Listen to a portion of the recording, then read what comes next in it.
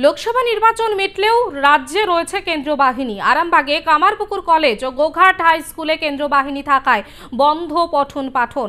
দীর্ঘ সময় কলেজ ও স্কুল বন্ধ থাকার সিলেবাস শেষ নিয়ে চিন্তায় শিক্ষক থেকে পড়ুয়ারা।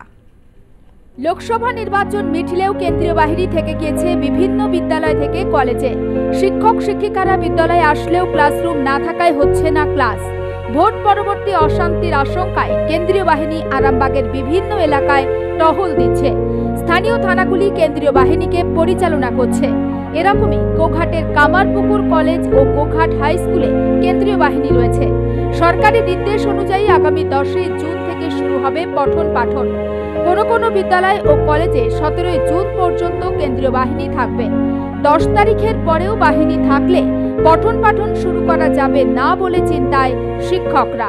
শেষ করা তো খুবই কঠিন। এখনও সব সাবজেক্ট বই বের হয়নি। নতুন যে সিলেবাস হবে সেমিস্টার সিস্টেমের, সেই সিস্টেমের বই বের হয়নি।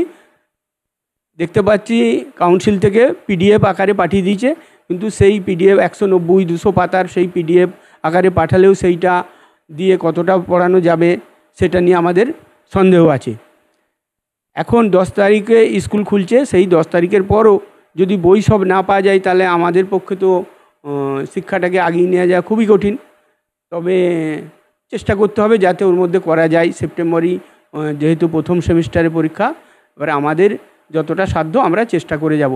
এবারে কি হবে সেটা তো আর এখনই আমাদের পক্ষে বলা সম্ভব নয়, কতদূর আমরা আগাতে পারবো সের উপর ডিপেন্ড করে। তো ক্লাসটা যদি কন্টিনিউ চলতো তাহলে সিলেবাসটা সারা যেত, কিন্তু ক্লাস যদি অফ থাকে তাহলে তো সিলেবাস সারা একটু অসুবিধার মধ্যেই পড়তে হবে। তবে আমরা তো চেষ্টা করব সিলেবাস সেরে দেওয়ার জন্যে। আগামী 10 তারিখ থেকে তো ক্লাস শুরু হচ্ছে, দেখা যাক কত দূর কী করতে পারি। আমরা নিজেদের মতো করে চেষ্টা করব সিলেবাসটা সারার জন্য। তো চাপ আছে বটে, এবং ছাত্রদেরও চাপ আছে।